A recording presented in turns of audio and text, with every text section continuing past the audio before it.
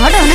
नाराज काहे होलू छने पछने बियाह जब कइलू अपने पसने मोती मराइल रहे। अरे जहन पहिले जे